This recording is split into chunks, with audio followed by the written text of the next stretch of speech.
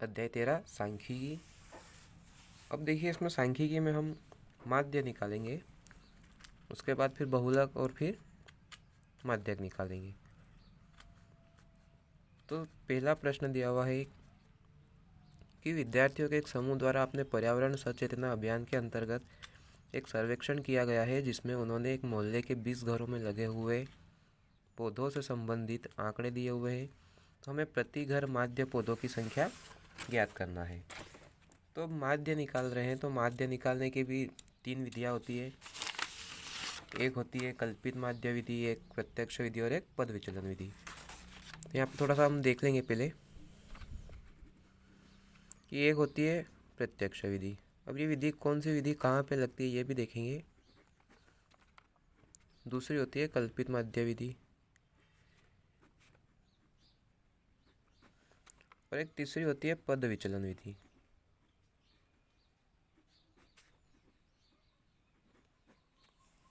तो ये विधियाँ कहाँ पे लगेगी? तो जो प्रत्यक्ष विधि है ये आप उस जगह लगाओगे जहाँ पे आंकड़े छोटे दिए हुए, यानी कि 0 से 2, 2 से 4, 10 से 20, 20 से 30, वहाँ पे आप ये प्रत्यक्ष विधि लगा सकते हो। उसके बाद बात करते हैं कल्पित माध्य की। तो ये बड़े आंकड़ों में दी लगा सकते हो, जैसे 500 से 520 आगे। इसमें होता यह है कि मान लो कि आंकड़े छोटे हैं, तब आप उनका गुणा घटाओ भाग आसानी से कर लोगे। पर जब आंकड़े बड़े दिए हुए हैं तो उसका जो गुणा होगा फिर उसमें भाग दोगे तो थोड़ी दिक्कत आएगी, इसलिए आप कल्पित लगाओ बड़े आंकड़ों में। और पद विचलन विधि भी इसी प्रकार है, कल्पित माध्य का ही मिलता जुलता रूप है ये। तो हम केवल 2 विधि से ही माध्य निकालेंगे, प्रत्यक्ष विधि और कल्पित माध्य विधि से। परीक्षा में आपको अपने विवेक से हल करना है कि आप प्रत्यक्ष से करोगे या कल्पित से करोगे। बड़े आंकड़ों में कल्पित बहुत अच्छी विधि है। अब हम आगे बढ़ेंगे सवाल में। यहाँ पे दिया हुआ है पौधों की संख्या। तो पौधों की संख्या 0 से 2, 2 से 4, 4 से 6, 6 से 8 दी हुई है, 8 से 10, 10 से 12, 12 से 14।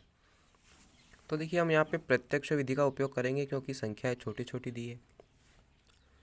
तो प्रत्यक्ष विधि में पहले आता है पौधों की संख्या, यानी कि यहाँ पौधों की संख्या दी हुई है प्रश्न में। तो हम जब सारणी बनाएंगे तो पहला कॉलम जो है वो पौधों की संख्या का लेंगे, यानी कि इसको बोलते हैं वर्ग अंतराल। पर अपने को जो प्रश्न में दिया हुआ है वही लिखना है। ये हमने लिखा 0 से 2, 2 से 4, 4 से 6, 6 से 8, 8 से 10, 10 से 12, 12 से 14। अब दूसरा जो कॉलम है सारणी में वो आएगा घरों की संख्या। प्रश्न में भी घरों की संख्या ही दिया हुआ है, तो ये रहता है बारंबारता का, बारंबारता यानी कि फ्रीक्वेंसी। इसको हम FI से प्रदर्शित करेंगे। तो ये जो दिया हुआ है इसको भी यहाँ पे लिख लेंगे 1, 2, 1, 5, 6, 2, 3। अब तीसरा आता है मध्य बिंदु, जो हमें यहाँ से निकालना है। तो मध्य बिंदु निकालने के भी बहुत सारे तरीके हैं। मान लो 0 से 2 दिया हुआ है, तो आप छोटे आंकड़ों में तो पता लगा लोगे कि 0 और 2 के बीच में 1 आएगा, कि 0 और 2 के बीच में 1 आता है। और एक और तरीका रहता है कि आप इन दोनों को जोड़ के 2 से भाग भी दे सकते हो, जैसे वो आगे भी बताऊंगा मैं। जैसे 0 और 2 के बीच में 1 आता है, तो यहाँ पे अपन 1 लिखेंगे। उसके बाद में ये देख लेंगे कि इनके बीच में अंतर कितने का है। देखो, सब में 2 2 का अंतर है, तो इसमें भी अंतर 2 2 का ही रहेगा। तो इसमें 2 2 जोड़ते जाएंगे। 1 में 2 जोड़ा तो 3, 3 में 2 जोड़ा तो 5, 5 में 2 जोड़ा 7, 7 में 2 जोड़ा 9, 9 में 2 जोड़ा तो 11, और 11 में 2 जोड़ा तो 13। ये हमारा मध्य बिंदु निकल गया। अब इसके बाद में आएगा अगला FI XI, यानी कि इन दोनों का आपस में गुणा करेंगे। तो 1 का गुणा 1 में करा तो 1 आएगा, फिर 2 तिया 6, 1 का 5 में करा तो 5, 5 सातो 35, 6 नमा की 54, 2 का 11 में करेंगे तो 22, और 3 का गुणा 13 में करा तो 39। ये हमारी सारणी बन गई। अब ये देखेंगे कि माध्य का सूत्र क्या है प्रत्यक्ष विधि में। तो प्रत्यक्ष विधि में सूत्र याद करना पड़ेगा आपको थोड़ा। तो देखिए यहाँ पे दिया हुआ है कि माध्य एक्स बार बराबर सिग्मा एफ आई एक्स आई बटे सिग्मा एफ आई।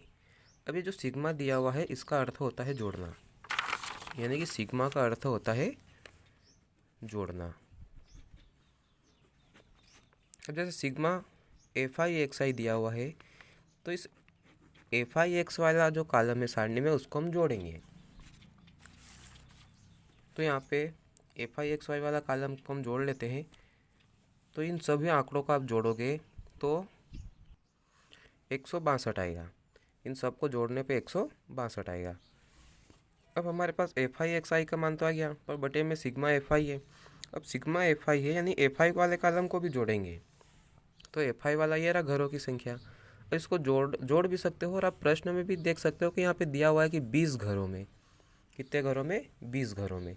तो अब इनको जोड़ने पे भी आपको कितना आएगा? 20 आएगा। अब इसको हम आगे हल करते हैं तो देखेंगे कि सिग्मा एफ आई एक्स आई का कितना मान आया था हमारे पास? 162, और एफ आई का कितना था? 20। अब इसमें हम भाग देंगे तो 2 अठी 16, 2 एकम 2, और ये 2 धाम 20, यानी कि 81/10 आया है। अब 10 से भाग देंगे यानी कि 1 के बाद दशमलव लग जाएगा, तो ये 8.1 हमारा क्या आ गया? आंसर आ गया। तो आप आंसर में एक लाइन लिख सकते हो कि अतः प्रति घर माध्य पौधों की संख्या 8.1 है। बस यही हमारा प्रत्यक्ष विधि से सवाल था। अब आइए आगे दूसरा सवाल देखते हैं। तो दूसरा प्रश्न दिया हुआ है कि किसी फैक्ट्री में 50 श्रमिक है, उनकी दैनिक मजदूरी की सारणी हमको दी हुई है। तो उसका हमको एक उपयुक्त विधि का उपयोग करते हुए इसमें श्रमिकों की माध्य दैनिक मजदूरी ज्ञात करना है। तो देखिए यहाँ पर भी सारणी में दिया हुआ है कि दैनिक मजदूरी रुपयों में। तो हम यहाँ लिखेंगे कि दैनिक मजदूरी रुपयों में 500 से 520, 520 से 540, 540 से 560, 560 से 580 और 580 से 600। दूसरा है श्रमिकों की संख्या फ्रीक्वेंसी यानी कि बारंबारता 12, 14, 8, 6 और 10। तीसरा बिंदु यहाँ पर भी सेम रहेगा, मध्य बिंदु। अब देखिए यहाँ पे आंकड़े बड़े दिए हुए हैं तो हम कल्पित माध्य विधि का प्रयोग करेंगे ताकि इसमें आप इसको आसानी से हल कर सके। तो मध्य बिंदु निकालने का एक तरीका बताया था कि इन दोनों को जोड़ दो और 2 से भाग दे देते हैं। तो देखिए 500 और 520 को जोड़ेंगे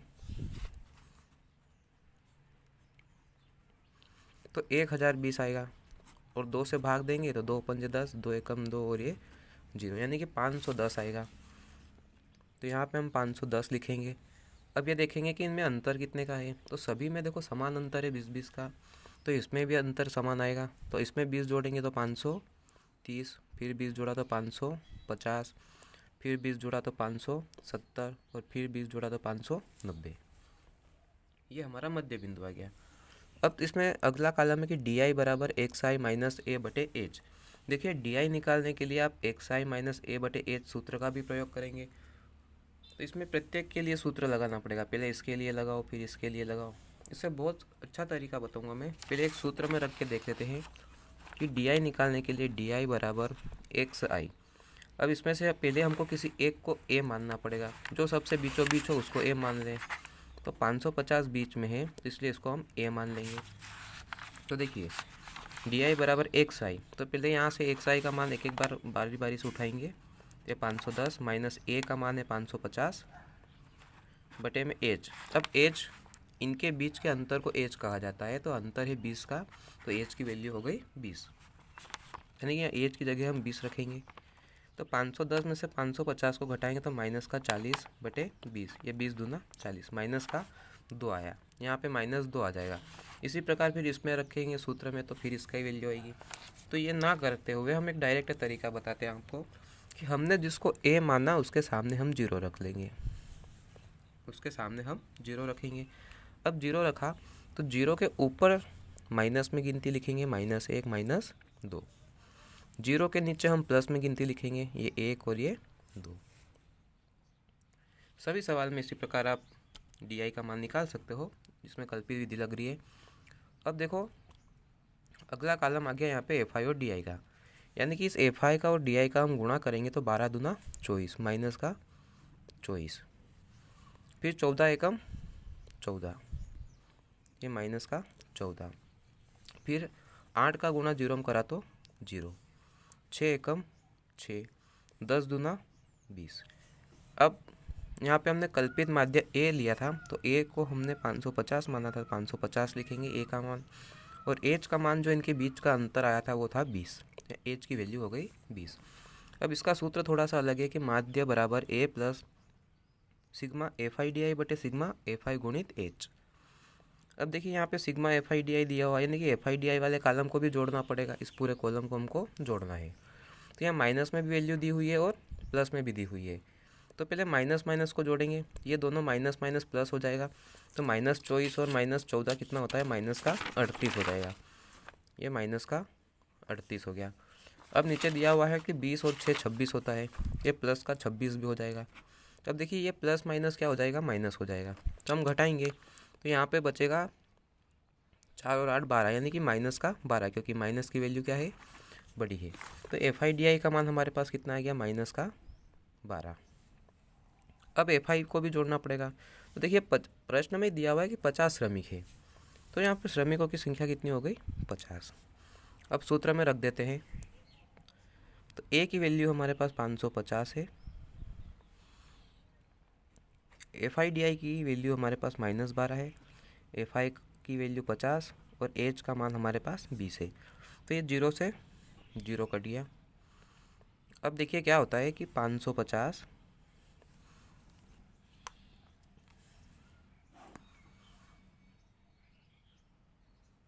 550, अब देखो ये प्लस सॉरी ये माइनस है और इसका गुणा 2 में करेंगे तो 12 दूना 24, और ये प्लस माइनस माइनस, ये माइनस का 24 बटे में 5 आ गया। अब ये 550 माइनस, अब इसमें एक तरीका है, या तो आप क्रॉस गुणा करके भी हल कर सकते हो, और मेरी बात माने तो आप इसमें पहले भाग दे देते हैं, तो भाग देने के बाद आप आसानी से संख्या में से घटा दोगे। तो 24 में हम 5 से भाग देंगे, तो 24 में 5 से जब आप भाग दोगे तो ये 24 बटा 5 आ जाएगा। तो 5 से काटेंगे, 5 चौक 20, 4 बचेगा, यहाँ पे दशमलव, यहाँ पे 0, 5 9 8 40, यानी कि 4.8 आया। तो ये 550 माइनस 4.8। अब हम घटाएंगे, 550 में से 4.8 घटाएंगे, तो ये 550, फिर देखिए 4.8 है, यहाँ दशमलव के बाद हम 0 लगा देंगे, तो 80 ले लेंगे तो यहाँ 10 हो जाएगा, 10 में से 8 गया तो 2, 9 में से 4 गया तो 5, ये 4 और ये 5, माने 545.2। तो इसका आंसर आएगा 545.2। क्या निकालना था इसमें, श्रमिकों की माध्य दैनिक मजदूरी। तो देखिए ये रुपए में दी हुई है, तो 545.2 रुपये। आप लिख लेना एक लाइन के, अतः श्रमिकों की माध्य दैनिक मजदूरी 545.2 रुपये है। धन्यवाद। इसी प्रकार अगर हमारी वीडियो अच्छी लगी हो तो लाइक करें, शेयर करें, और अगली वीडियो देखने के लिए हमारे चैनल को सब्सक्राइब करें। Thank you.